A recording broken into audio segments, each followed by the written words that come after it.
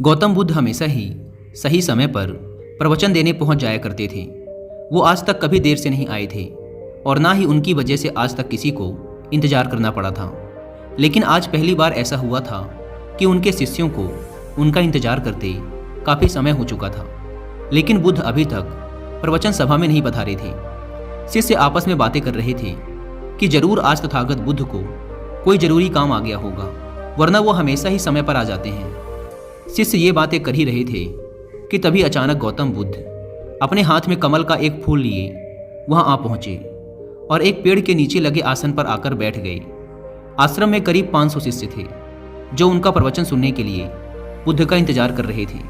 इन 500 शिष्यों के अलावा आश्रम में एक और शिष्य भी था जिसका नाम था महाकश्यप। आश्रम के बाकी शिष्य मानते थे कि महाकश्यप पागल है, क्योंकि वह कभी भी उनके साथ बैठकर बुद्ध के उपदेशों को नहीं सुनता था। उसने आज तक कभी ध्यान भी नहीं किया था और ना ही कभी ध्यान करने का प्रयास ही किया था। वह बस पूरे दिन चुपचाप किसी पागल की तरह आश्रम के एक पेड़ के नीचे बैठा रहता। ना ही उसके पास कोई बात करने आता और ना ही वो किसी से बात करता। जब उसका मन करता तो आसपास के गांवों में जाकर थोड़ी सी भिक्षा मांग लेता और भिक्षा में जो कुछ भी मिलता उसे खाकर उसी पेड़ के नीचे फिर बैठ जाता। वह बस पूरे दिन आश्रम के पेड़ पौधे, आसपास बिखरे पत्ते, घास और आश्रम में आते जाते भिक्षुओं को ध्यान से देखता रहता। सभी का विश्वास था कि वो एक धार्मिक इंसान नहीं है। आश्रम में रहने वाले सभी भिक्षुओं का मानना था कि वो एक पागल और मूर्ख इंसान है जिसे कोई भी कुछ नहीं सिखा सकता। तो आज के दिन गौतम बुद्ध आए और आकर आसन में बैठ गए। बैठते ही उन्होंने अपने हाथ में लिए कमल के फूल को देखना शुरू कर दिया। शिष्य इंतजार कर रहे थे कि बुद्ध कुछ बोलेंगे, लेकिन बुद्ध कुछ भी नहीं बोले। वो बस उस कमल के फूल को ध्यान से देखते रहे। बुद्ध उस कमल के फूल को देखने में इतने खो गए, इतने ध्यान मग्न हो गए कि कब मिनट घंटों में बदल गए उन्हें पता ही नहीं चला। कई घंटे गुजर चुके थे, लेकिन बुद्ध ने एक शब्द भी नहीं बोला था। वो बस उस कमल के फूल को देखे जा रहे थे। अब वहाँ बैठे 500 शिष्यों के अंदर जोरों की बेचैनी मचने लगी। सभी इंतजार करते करते परेशान हो चुके थे। तभी अचानक वहाँ बैठे भिक्षुओं को पीछे से किसी के जोर से हंसने की आवाज़ आई। उन्होंने पीछे मुड़कर देखा तो उनके आश्चर्य का ठिकाना ना रहा। महाकश्यप बुद्ध की तरफ देखकर जोर जोर से हंस रहा था। इतने सालों में लोगों ने आज उसे पहली बार हंसते हुए देखा था। इससे पहले वो कभी ना हंसा था। वो भी इतनी अद्भुत हंसी, लग रहा था मानो सारा ब्रह्मांड उसके साथ हंस रहा हो।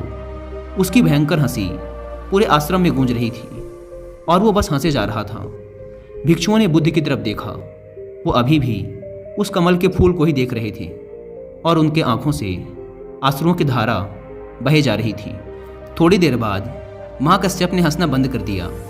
उसके बाद बुद्ध ने अपनी नज़र कमल के फूल से हटाई और वहाँ बैठे भिक्षुओं की तरफ देखकर कहा, मैं जो कुछ भी तुम्हें शब्दों के माध्यम से दे सकता था, मैंने वो सब तुम्हें पहले ही दे दिया है। लेकिन जो शब्दों के माध्यम से नहीं दिया जा सकता, वो मैंने महाकश्यप को दे दिया है। और यहाँ से शुरुआत होती है जिन की। जिन एक संस्कृत का शब्द है जिसका मतलब होता है ध्यान। गौतम बुद्ध ने दुनिया को ध्यान सिखाया और फिर बौद्ध धर्म इस ध्यान को चाइना ले गए, जहाँ इसे जिन कहा जाने लगा। फिर चाइना से होते हुए ये जिन परंपरा जापान, कोरिया और दक्षिण पूर्व एशिया के कई देशों में फैल गई। जिन आत्मज्ञान प्राप्त करने का एक बहुत ही अजीब लेकिन अद्भुत तरीका है, क्योंकि इसमें किसी भी तरह की कोई बाधा, कोई बंधन नहीं है। क्योंकि इस परंपरा का ना तो कोई निश्चित विज्ञान है, ना कोई शिक्षाएं, ना कोई ग्रंथ और ना ही कोई निश्चित अभ्यास करने की विधि। बस आपको अपनी आंखें बंद करके बैठ जाना है और इंतजार करना है। फिर यह घटना आज नहीं तो कल आपके अंदर घटी जाएगी। जिन परंपरा में ध्यान करने का कोई निश्चित तरीका नहीं है। इसमें बस आपको जागरूक होकर ये देखना होता है कि आपके दिमाग में किस तरह के विचार उठ रहे हैं। लेकिन आपको उन विचारों में उलझना नहीं है, बस उन्हें देखना है। एक विचार उठेगा और फिर वो अपने आप गायब भी हो जाएगा। बस आपको उन्हें पूरी जागरूकता के साथ देखते रहना है। जब आप मन में उठने वाले किसी एक विचार का निरीक्षण पूरी जागरूकता के साथ करते हैं और फिर जब वो विचार आपके मन से गायब हो जाता है और आप दूसरे विचार के निरीक्षण के लिए तैयार होते हैं, तो आप पाएंगे कि दूसरा विचार उतनी तेजी और जल्दी से नहीं उठा। ऐसा इसलिए होता है क्योंकि जब आप अपने मन के विचारों पर ध्यान देना शुरू कर देते हैं तो हमारे मन की भाग दौड़ कम हो जाती है और मन शांत होने लगता है। और फिर एक ऐसी अवस्था भी आती है जब हमारा मन विचार मुक्त हो जाता है। मन में कोई विचार नहीं होते। दो विचारों के बीच की यही विचारहीनता ही सच्ची चेतना कहलाती है। शुरुआत में इस विचारहीनता का समय ज़्यादा लंबा नहीं होता। ये ज़्यादा से ज़्यादा 8 से 10 सेकंड का ही होता है, क्योंकि हमारे दिमाग को सालों से लगातार सोचने की आदत पड़ चुकी है। लेकिन अगर हम लगातार प्रयास करते रहें तो धीरे धीरे विचारहीनता का ये समय भी लंबा होता चला जाएगा। और ये समय जितना लंबा होगा उतना ही हम जेन को समझ पाएंगे, ध्यान को समझ पाएंगे, और उतना ही हम खुद के और करीब होते चले जाएंगे।